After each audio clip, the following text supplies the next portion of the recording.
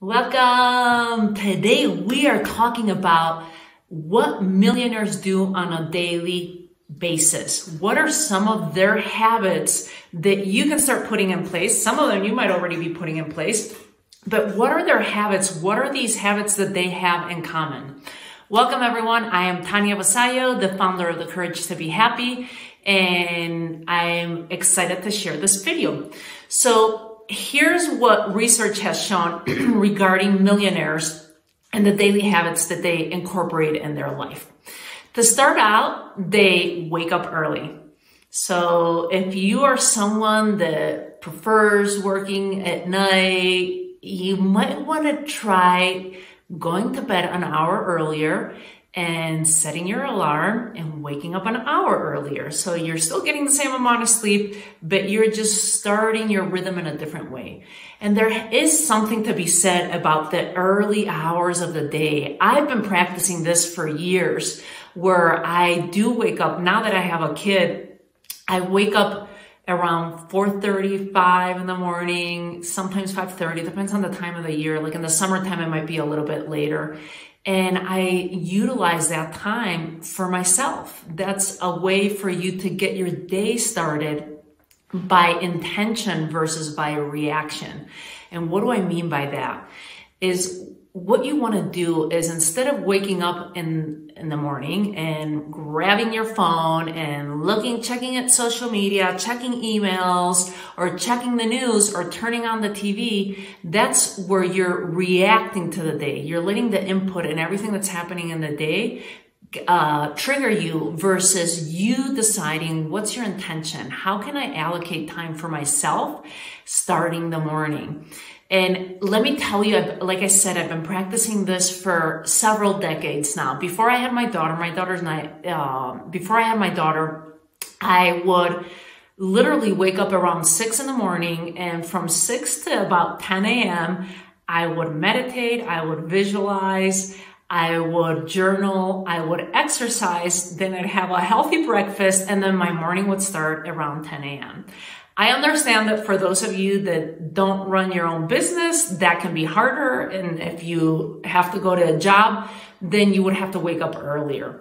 So you can still incorporate some of these practices. Once my daughter was born, I couldn't include all of this because I had to breastfeed her, I had to take care of her, I'd have to take her to school. So now you adapt a little bit with your habits and practices, and you can still include it. Now I go to bed more or less at the same time she does, so that I get those extra 2 hours in the morning. And I love the silence of the home. There's no phones ringing. There's no interruptions.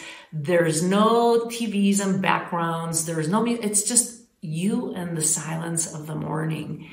And I can't tell you how much that helps me get my day started.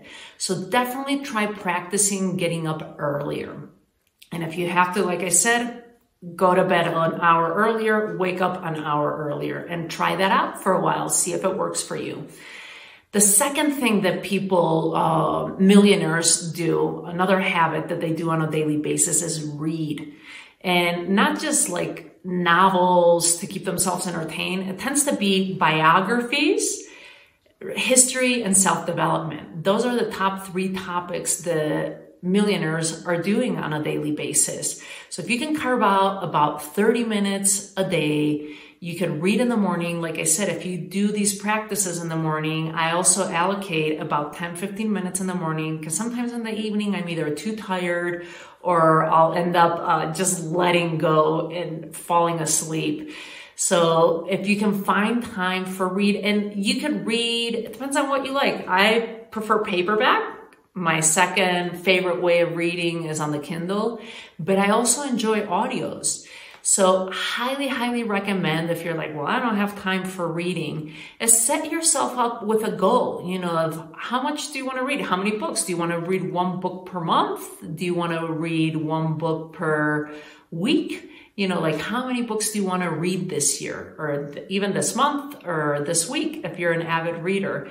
Last year, my goal was to read at least 45 to 50 books, and I hit my mark with 50. Some of them were in audio, some of them were in Kindle on my phone, and some of them were print. Highly, highly recommend taking a look at, you know, what books you want to read. Again, biographies are great. History is great. You get to learn from it so that your reading is not just to pass time, but it's learning while you're reading. And the third one is self-development. Any way that you can improve yourself as a human being and be better to your family, to your community, to society, and to the world at large, awesome. Kudos to you. And we can always learn. One of the things that I love learning from biographies is when you see these successful people and you read about their stories, we tend to idealize them. We put them up on this pedestal and we think that they're like, you know, that their life was always so easy and they achieved success overnight. And I particularly like reading and learning about their struggles, you know, because it's not easy. So anyway, big encouragement to read more in your life. You know, if you're reading a book a quarter, maybe you want to bump that up and read a book per month, you know, this year. So set yourself some new goals and pay attention to different forms of how you can digest that information. The third way Millionaires, the third practice that they do is exercising. You want to include exercise in your day. You know, it's such an important habit to have. And it can be anything from walking to CrossFit to exercising at the gym to moving, you know, just dancing, whatever you get excited. Maybe it's hiking. Maybe you like connecting with nature. So think about what are your best forms of exercise. Maybe you're someone that exercised in college or in high school, and then you kind of dropped the ball. And what age are you in? You know, like, cause maybe you were a runner in your 20s, but you're in your 50s now and your knees can't deal with running. So there's different exercises for different phases in our life. And exercise has just been proven. It's such a good thing to incorporate on a daily basis. You know, like our body needs to move. And whether it's a 30-minute walk, like I said, or putting on your favorite playlist, put on the headphones and just dance around the house, whatever gets you excited, but have it as a goal to wake up every day and include some type of movement in your life. And think about too, if this is a hard habit for you to incorporate, is what times are best for you to exercise. I know if I leave my exercise for the end of the day, most likely it won't happen. So I tend to schedule either my gym time or my walks or a dance or stretching with yoga, whatever it is, to do it first thing in the morning. And then if I end up going for a walk or a hike because I got invited to that, or there happens to be a dance class or something, then that'll be a bonus in that day. And your body will be very thankful for it. The fourth thing that millionaires practice is having their dreams and their goals, envisioning. We are creative creatures. We are the only animals on this planet that can create, that can imagine. And for things to come in from the non-material world and imagination into the material world, we have to be able to imagine it. Everything that exists in the material world around us was once an idea. It was the creation of someone's imagination. Someone created it in their head and then they materialized it. So my question to you is, what do you want to envision for yourself? What are your dreams, your life's goals? You know, like, what do you want to accomplish? You know, it's funny because we tend to plan for weddings. We tend to plan for traveling. Hasn't that happened to you? You know, if you've ever been married, and if you haven't, maybe you planned for a party. and you thought about it and you envisioned it in your head, and who did you want to invite and what were you going to have at that party? Or maybe even for a trip, you were getting ready for a trip. So you started imagining yourself, at that location. What plane do you want to go on? What airlines? Who's coming with you? That's all part of imagination and of dreaming and of tapping back into our dreams. And as kids, we're great at this. But as we get older, we start forgetting how to imagine and how to dream. I think it's because culture and society starts stepping over our dreams, and we end up just burying them into a drawer in the back of our mind, and we forget about them. But I highly, highly invite you to pull those dreams back out and think about, where are you in what stage of your life? What would you like to accomplish? What's on your bucket list? And start envisioning that. I can't tell you how much I've manifested in my life by dedicating time every single day of imagining what it is that I want in my life. And that requires money. Again, money touches everything. So a lot of those dreams might come to pass with money from yourself that you've generated. Maybe it's a gift from someone else or an opportunity that showed up, but you want to dream, because behind everyone that wants to make money in their life or that wants to become a millionaire, there's always a dream behind that. There's always a why.